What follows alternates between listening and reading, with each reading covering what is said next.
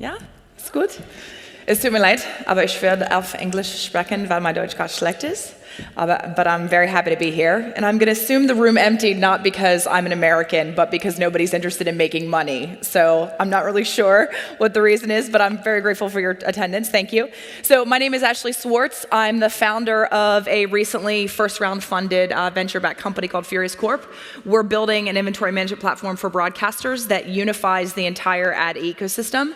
It's called Furious because my nickname in the ad industry is Red Fury. It was given to me by an icon in our industry now in the US. So that will, I'm sure, reinforce why I have the energy I do when I present.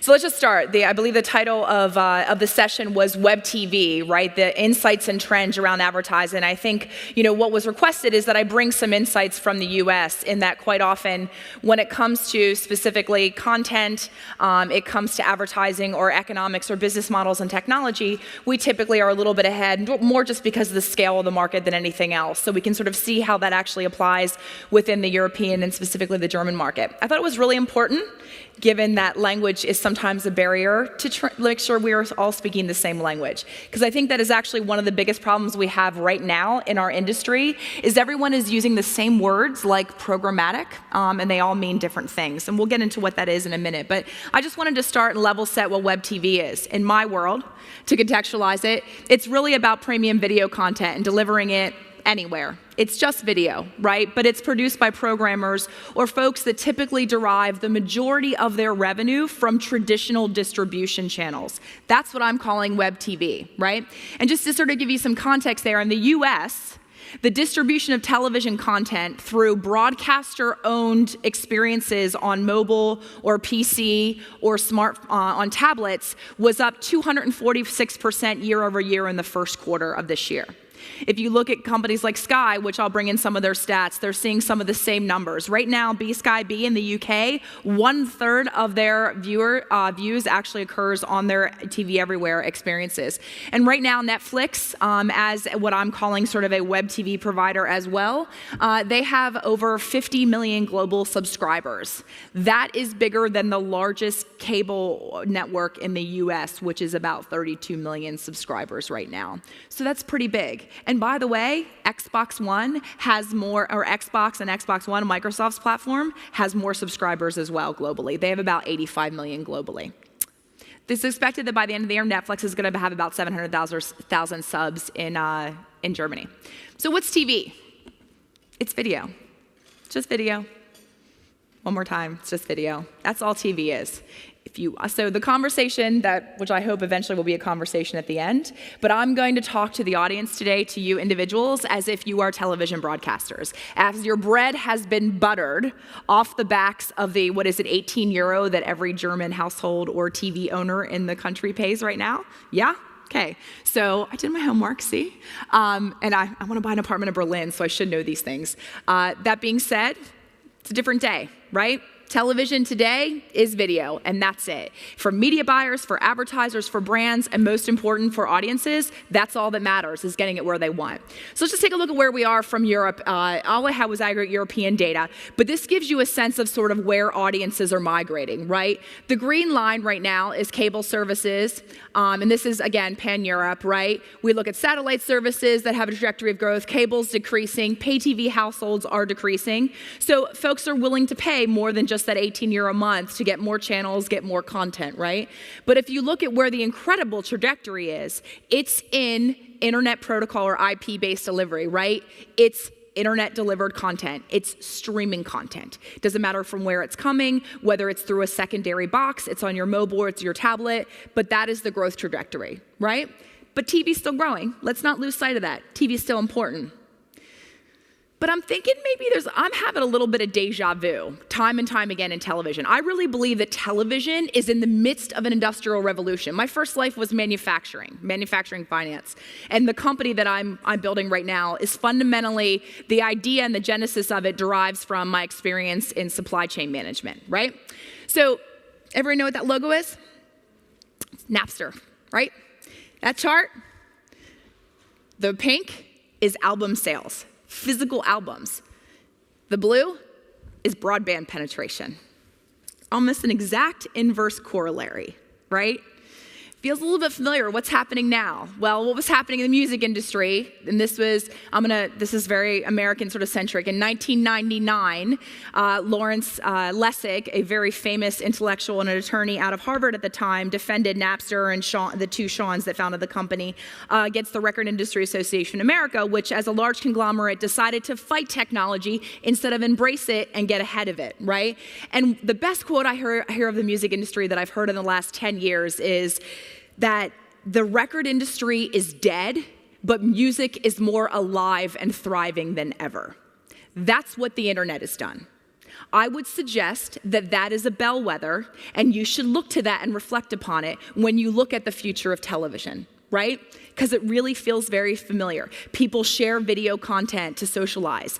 People were sharing music, mixtapes. Once it was digitized, it was easier. They did more of it, right? They were creating their own content and their own music. They wanted to remix it. That's what a lot of the RIA was fighting. It's very, very akin to television right now. And fear motivates. This curve is advertising revenue for the print industry. And you can see right around the time the tablet came out, there was a nice fall off that cliff. Fear is a motivation. This, when I put this in front of broadcasters in the US, they have the oh shiza moment, right? That's what happens. So I would too, actually, if my business was sort of looking at incredible disruption, right?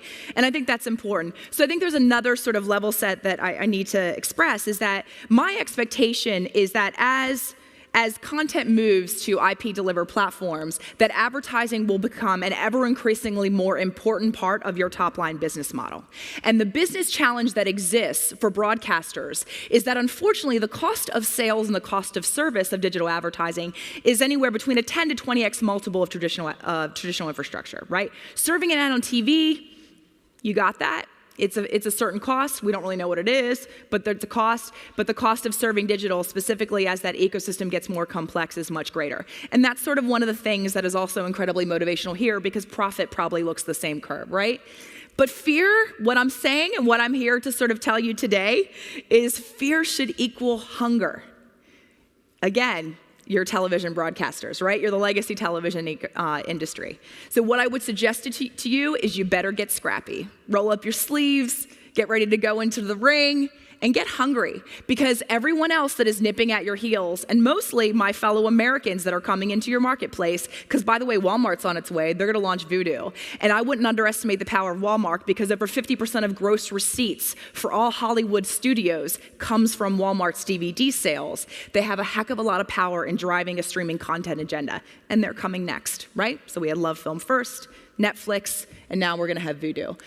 Fear should equal hunger, because right now in the US, media buyers are starting to dip into their television budgets and shifting that money to online video, right? The projection is that 40% of broadcast spend, which by the way in the US, television advertising is a $74 billion industry alone, is going to potentially be up for cannibalization and be shifting to online video. Why is that? Well, one, I'm gonna quiz you. Why? Do you remember? Because it's all video anyway, right? It's all video. It's a 15, it's a 30, it's all video. That's the first reason. The second reason is what is, I think, a dirty word here, is data. I know Germany has a very sort of conservative view on data, and I'm not disputing that in any way, but it's data. All of a sudden now, data can be used to make that video inventory, because it's delivered on a different piece of hardware, a bit more efficient. And video advertising is not about targeting. Actually, the way that you increase your return on investment for video advertising is to just simply make it more efficient and eliminate waste. And that's what data affords advertisers to do, right? And this is fueling the demand of agencies to buy programmatic. So let's go back to the translation of the language lesson, right? Programmatic. Everybody uses the word. RTB is another word, which stands for real-time buying or real-time bidding. Programmatic is nothing more than the use of data or technology to buy stuff better and make it work harder and increase your return on investment. So I'm going to go back to an analogy I made about television being in the midst of an industrial revolution. What is an industrial revolution? Okay, my undergrad is in finance. I'm kind of a geek. So it is academically, if you wiki it, it's when we're moving from a time of industrial revolution is hand-tooled to automated. Elimination of copper, or as we call in the US, the truck roll to finish the last mile into the house, or perhaps that you can now buy a set-top box at retail, right? That perhaps is hand-tooled to automation analogy. And the other is that typically what happens first is the buyers and the buy side get smarter about using data and technology to buy your products cheaper. Because everybody wants to buy cheaper toilet paper before somebody wants to sell it cheaper, right? And the reality is that the sell side has to catch up. And that's where we are today, and that's why programmatic is maturing so fastly. But what's happening as a result, because all of a sudden now we've gone from fishing with a net, if you will, to fishing with a line, right? Reach and frequency of television, big audience, addressability, targeting using data, is the CPMs are increasing, and the value of data as a product is increasing and establishing itself as well. But let's be real. 130 Stunden. 130 hours per month is what the average German watches television. It ain't dying, right? So this, I'm not crying, this is not a cry wolf. This is not sort of, an emergency situation. But the reality is that television is still alive and thriving. It's more valuable than ever. CPMs are increasing, right? And if YouTube, last panel here, we have this, we call it tonnage in the US. It's just a lot of stuff, right? YouTube has a lot of stuff, but the reality is that in Germany specifically, which is not necessarily the same in every market, but if Germany were a TV channel, it would have less than 1% market share right now. It's increasing though year over year substantially. Linear television is watched 130 hours a month, where YouTube is watched on average 3 hours a month by German audiences, right? But let's face it, the game's changed. It's changing. It will continue to. If you want to win, you have to adapt. Or as they say, change or die. That's a more dramatic way to put it. This guy, he's the winner in the room. He's going to get what he wants, when he wants it, on any device, and any time. He will figure it out. He's smarter than I am, and I figure it out. I watched the Super Bowl. When I was still at the agency, I got into this whole space because I was at an agency. And they gave me it as a fun project because my client was so abusive. But when I was building the ITV practice at a very large digital media agency in New York, I was like, you know what? I'm going to watch the Super Bowl in high definition. It's like watching the World Cup in high def, and I'm not going to have a cable subscription. And I figured it out. So I can get what you want. And live sports and events, as we'll talk about, is the bread and butter, right? In January 2014 in Germany, specifically in Deutschland, there were 46.5 million people that watched 7.8 billion videos. And in Germany, 1/6 of those were on mobile, right? That guy's gonna win. That's that guy. That guy's the one nipping at your heels, right? It's not other broadcasters, it's not other content owners or programmers. He will get what he wants. 60% of the German population is online, right? 80% watched over 170 videos online in January alone, or over 14 hours. This is real. This is the oh shit moment. The consumer's now in charge, right? You've got two masters, advertisers and your audience. You need to exceed expectations, right? But in this new world of television, it's content, not distribution, that wins. That is the biggest disruption. So we're in this new world of what I call TV 2.0, right? What is this? Well, we've gone from a monopolistic market with a few players, which you guys have, that are also government subsidized, right? You have an aggregated marketplace, and you typically license content when you want to distribute it off those core platforms of direct into the household. So where are we now? Well, it's no longer monopolistic. It's open. The internet has less barrier to entries, right? It's much less regulated. It's disaggregated, whereas you can cherry pick and find specific content for specific audiences depending on your tastes and your affinities. There's a proliferation of platforms and channels and distribution, right? Technical standardization is ever increasingly sort of important. It's gaining momentum. And from a licensing perspective, The revenue is quite often advertising driven. There is subscription, but a lot of it is also revenue sharing, right? New business models, new economics and disruptions, mostly around advertising, and nobody owns the customer or the audience anymore. Nobody. There's no TV tax in the internet. This is what it looks like, right? That BCG matrix. You want to go up and to the right. Just remember that. It's all you need to know. It translates in every language. So TV 2.0 is open content, highly involved audiences. Over 85% of them are typically multitasking and they're on their mobile while they're watching television, if they're watching their content on television, right? We've gone from a passive to an involved audience and a limited to an open standards and content, right? There's a proliferation of platforms. Choice is limitless today. So a big part of this is from an IBM study, which is a little bit older actually, but I really like it. This was a construct I had created, and they actually broke down the audience into these 3 segments, right? One of the things that this IBM report stated was that they feel the audience segmentation is quite important. And so this sort of lends itself to what we've been looking at from a media buying perspective, whereas the first generation of television users is to lean back, right? It's entertainment. Sitting, relaxing, passive, channel surfing, all that stuff. Scheduled, they'll tune into your live tune in, right? They're interested in storytelling. And we sort of move to the convenience guys, right? Where they're maybe watching it on the web, but it's really about convenience. It's not necessarily about how the reflection of their lifestyle. It's really just about function. And then you've got these sort of lifestyle guys that are really about multiple devices, any place, anytime. It's just about the experience, and they may be watching 2 devices at the same time. And we know they are, because if you look at the average time spent consuming media, it's actually increased in every sort of leading market, the top 20 markets. It's increased year over year for the last 3 years. So people aren't necessarily watching less television. They're just watching more media overall, and video is now available on every device. Just got real, as we would say. And I'm going to drop the mic like Jay-Z and walk off the stage. Advertising is an important revenue stream for television broadcasters, specifically in this new world, right?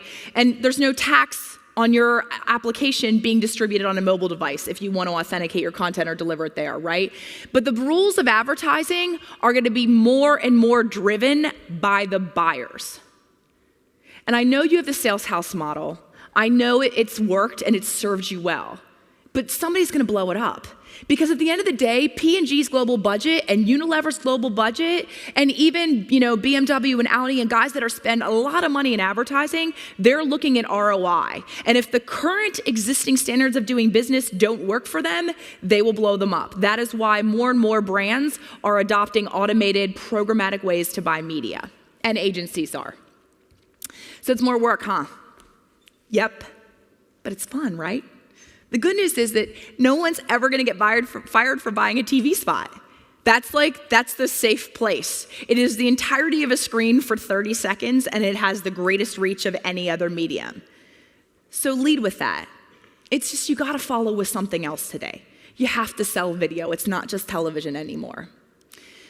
The new world's rich though, right? In the US, I just looked at stats on, Ad Age produces stats on the price of a 30-second spot. And at Sunday NFL, a spot is over $650,000, right? Premium video is in shortage right now. It's an illiquid market. So CPMs are incredibly high and quite often higher than primetime television. Addressability is also increasing the value of video inventory, which is critical, and programmatic allows for that aggregation of audience when you have disparate channels and allows smaller players to increase the effective values of their CPMs. You guys are Deutsch. There's nobody better at automation than you. Embrace programmatic. Don't resist it. RTL, Purchase Spot Exchange, a supply-side platform, one of the few video supply-side platforms. You guys are starting to get it. Integrate it into your workflows. Start to actually adopt it, right? It's not going away. And just for the whole, it's not Google, it's not Microsoft, it's not Facebook. This is one place that it's not some giant American company trying to insert itself into your market, into your ecosystem, right? You guys can lead from within. Let smaller players thrive. They will actually help move the business forward. Right now, according to SpotX's numbers, the value of video programmatic in Germany in 2012 was about 3.3 million euro, and it's estimated to grow to over 92 million euro in 2017. Get your sales houses to adopt it. I did say data. I did. You You got to productize it. Because the reality is people are going to use it to buy your inventory and your product. So you have two decisions. You can let your inventory and its value be beholden to somebody else's data, or you can move it upstream, which all of a sudden now you're going to have data as you're distributing over the internet, and figure out how to productize it and make your inventory more valuable. You want somebody else to make money off your backs, or you want to make it all for yourself. It's a very simple decision. It's very capitalist as well. Sky's the limit. So Sky's doing this, right? A third of their videos are coming out of their everywhere environments. They've used they're deploying dynamic ad insertion across every platform. It's key, they're doing it. I'm gonna just speed up a little bit. But the key is to diversify, not pivot, because fundamentally the economics of legacy television are such that you have to milk as much from that cow as you can, right? You have deployed fixed infrastructure. Every incremental subscriber is margin right to the bottom line. When you're deploying into internet-based channels, which you can see by the disproportionate economics here of ARPU versus gross revenue, right? It's key that you actually ensure that you're still getting the greatest return on the investment in that fixed infrastructure. And that's the advantage you have over streaming-only players. And this is why Reed Hastings is getting his ass handed to him by Wall Street right now. Go like HBO. HBO, 20 years ago, was a middleman. They were taking content, licensing it, repurposing it, and distributing it. Now they're making their own. It's changed their legacy. They were the first to unbundle in the US, meaning leave the legacy foothold of cable distributors and actually start distributing on their own. CBS just followed that. There's a pattern.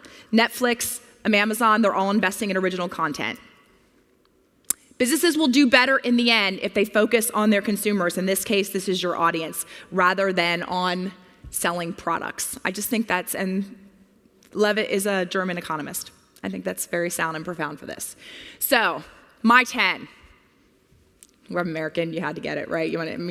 Insights, right? Or my thoughts, my opinions, right? This is how I see it. 1, it's just video. 2, the first screen is mobile, and it's gonna be the last screen. Discovery matters. Help your audience find what they want, when they want it, where they want it, etc. They'll watch more. That means more advertising. That means more advertising revenue. It's quite a linear equation. It's very simple. Programmatic's not going away. Embrace it. And the global brands are going to tell you that, right? So if you want money from big pockets and you want to access those pockets, you've got to embrace programmatic. Data's not a dirty word. You've got to also figure out that game plan. It's gold and it's fuel to the programmatic ecosystem. So you have to figure out a data strategy, and you have to actually look at how data is going to be part of your new products as you diversify. Your organization, your talent, it will all change. It's different in TV 2.0. The language around which you do business for digital and video advertising, all of that, your talent, you'll need data scientists within your organization. Get ready for it. It's about the moments. Events still drive audience. TV, sports, news. It is the moments. It's what you have. Use it. Play nice. Embrace complexity. Adopt standards. It's not something the German market always does, but adopt standards. It will help the marketplace holistically accelerate, and you need to start looking at your infrastructure as a strategic business asset in the digital ecosystem. And if you don't have shareholders, act like it. And customers as well. Lastly, if you can't beat them, join them. Diversify. Don't pivot. Otherwise, the Americans are coming. And unless you disagree that orange is the new black, you're in trouble. And just in case you were asleep, my jazz hands didn't work. Content is still king. So don't stop spending there. Vielen Dank. Thank you.